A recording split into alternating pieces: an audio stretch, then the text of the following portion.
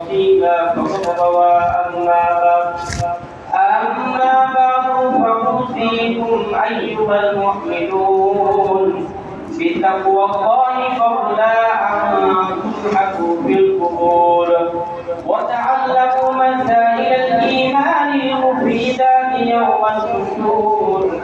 الله ولي الذين آمنوا يخرجهم من الظلمات إلى النور.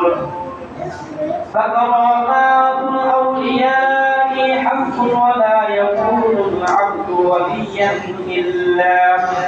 إلا أن يكون محقا في ديانته.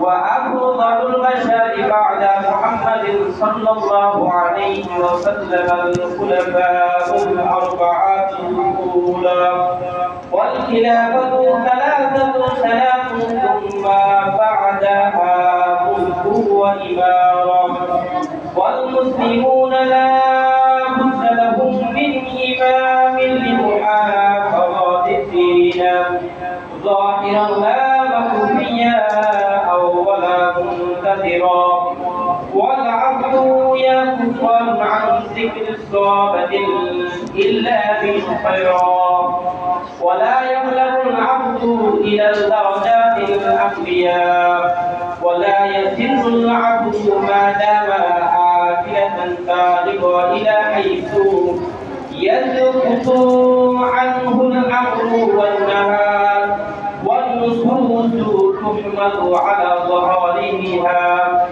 والرعد عنها إلى معانيها أحد الباطل إلا حال وكفرا. اللهم وآتنا ما وعدتنا على رسلك ولا تخزنا يوم القيامة. بارك الله لنا ولكم في القرآن العظيم. أعوذ بالله من الشيطان الرجيم. ومن يتول الله ورسوله والذين آمنوا فإن حزب الله هم الغالبون.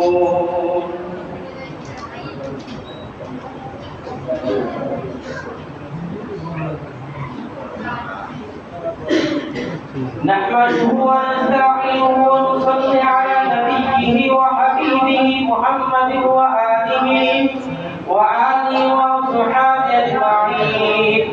يا أيها المؤمنون قد الله عليكم عباد الأعمال الصالحات واتقوا أن تقي المعاصي والذنوب واتقوا خير الزاد التقوى للهدى وتوبوا إلى الله توابا واستغفروه إنه عليم بالصواب واذكروه بكرة وأصيلا.